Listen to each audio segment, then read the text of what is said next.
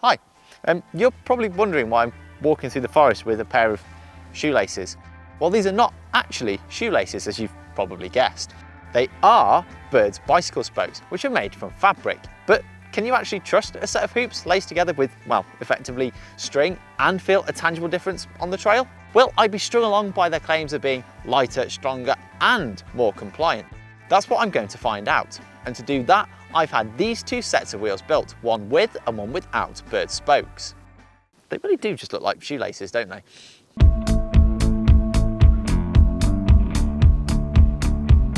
Now, I could sit here waffling on about rocks and sponges and how this chump right here has made a career out of bimbling down trails on YouTube.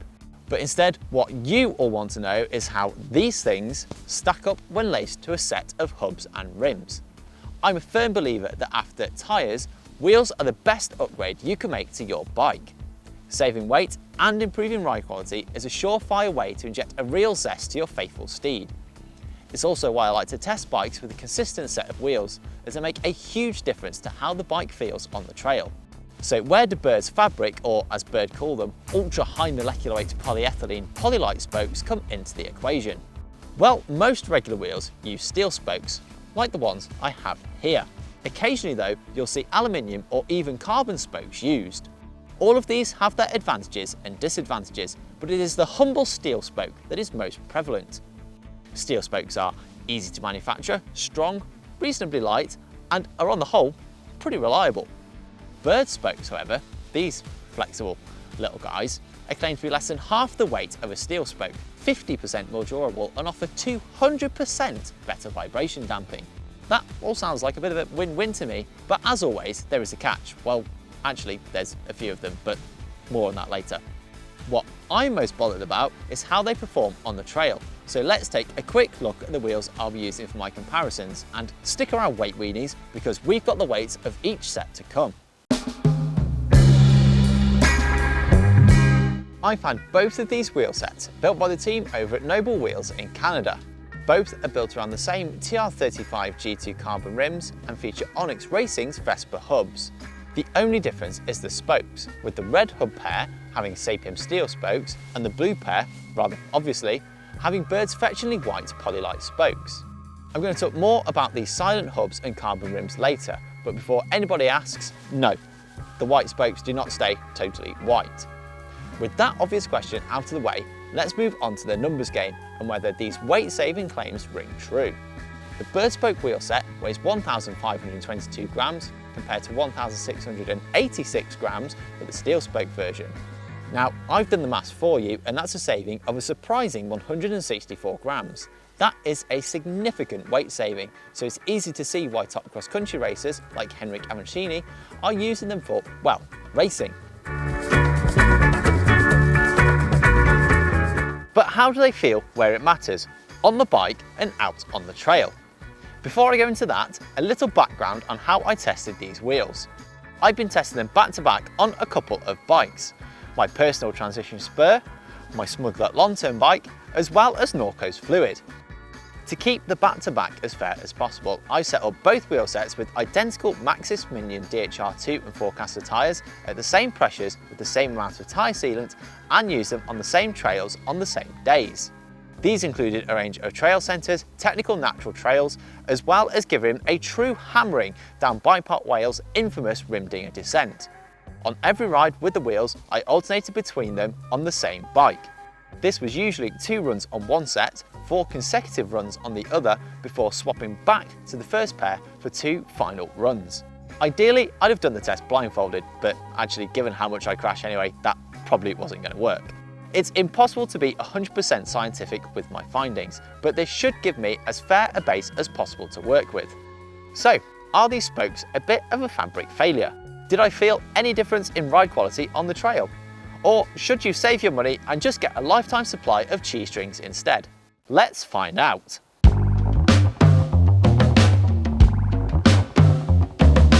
Let's get this straight right from the off. It may come as a surprise to some, but there were clear and tangible differences between the two wheel sets on the trail.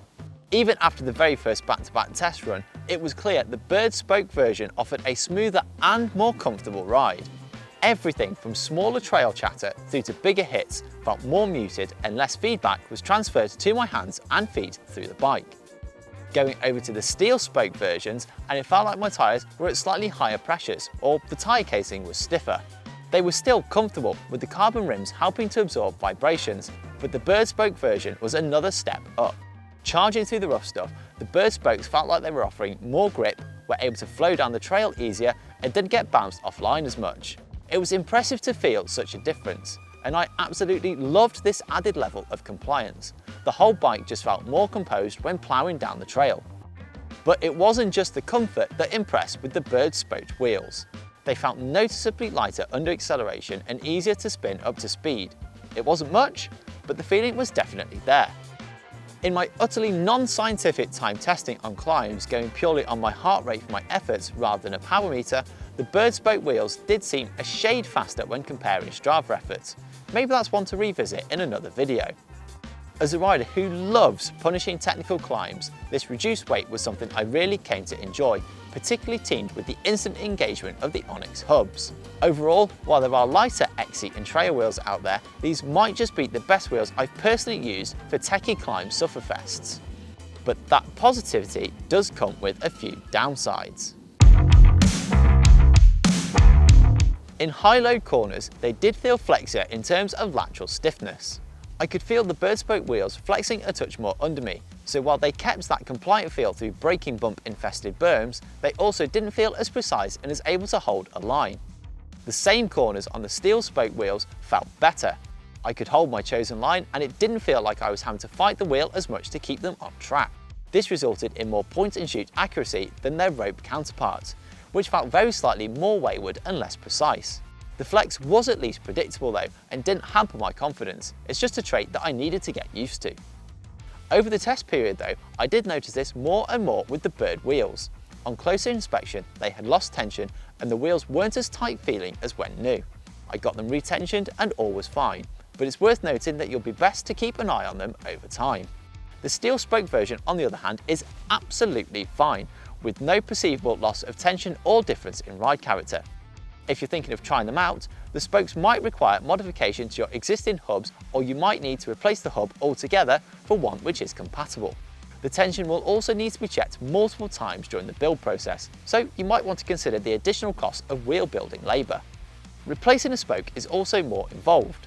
Unless you have a hook flange like these Onyxes, you'll probably need to get a bike shop to do it for you.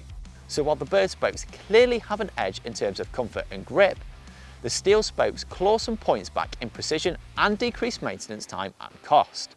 Perhaps unsurprisingly, the spokes themselves are also not cheap, with them costing around £7 or $8 each compared to the £1 to £2 or dollars for a normal steel spoke.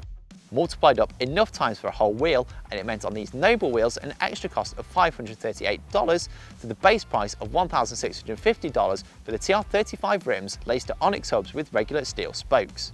Don't worry, I've done the maths for you again. That's a total of $2,188, which, on the face of it, that seems like a lot. But a quick comparison with more conventional lightweight wheel sets from other brands shows it isn't actually as shocking as it sounds. For example, DT Swiss's XMC 1501 wheel set weighs roughly the same and costs $1,999, while the slightly more svelte XMC 1200s are nearly $1,000 more at around $3,000. Reserve's 30 SL wheels are nearly 200 grams heavier, but only £200 or dollars or so cheaper. And if you went with DT Swiss's excellent 350 hubs instead of these fancy Onyx numbers, the noble wheels would be the cheapest and lightest of this little group, at just over $1,800 and 1,400 grams respectively. So yes, of course, they are pricey, but they are more than in line with the competition. A final point here on the spokes. If white isn't your thing, you can dye them to a number of colours of your choosing, and that's got to be worth the price alone, right? You might be able to dye them pretty colours, but the overall finish of the spokes does leave a little to be desired. The fabric around the threaded metal portion of the spokes looks frayed and a little tatty, and there are other signs of fraying as well. This is purely cosmetic and doesn't affect performance, but it might not be what you'd expect from a premium priced product. While the spokes are the key thing I've been testing here, special mention must go to those Onyx hubs and the noble rims. The Vespa hubs are unique in that they use spring clutches in the free hub. These are silent in use and offer absolutely instant engagement. They do feel a bit different to a regular hub though. The best way I can describe it is that they feel kind of soft in their pickup. Engagement is instant, but the first portion of your pedal stroke almost feels vague, as the spanks don't slam into the drive ring like a pull or ratchet ring would. It's not bad, it's just a bit different. This version is hooked rather than drilled for Berd spokes as well, making the build quicker and easier. They also roll exceptionally freely. Those who want to go wild can choose from a huge range of anodized or powder coated colours too. Safe to say I'm a big fan, even if they aren't the lightest or cheapest around. The rims have also stood up very well to testing. They have had a very rough life and have come away unscathed but a few scratches here and there. No cracks, no tyre burping, no losing air, just a properly solid feel that even with the less compliant steel spokes offer a very good ride feel. With a lifetime warranty and reasonable cost of entry, I definitely recommend them.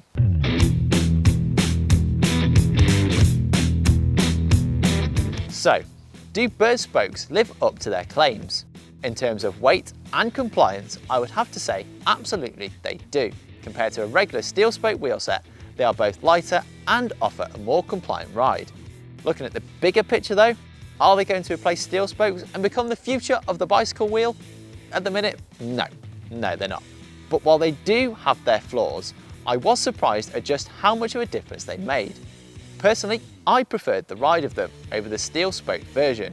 I loved the extra compliance, grip and reduced weight once I got used to it. If you're a rider who suffers on longer rides and descents or are into long distance stage racing and marathons, then they could be a great shout for you.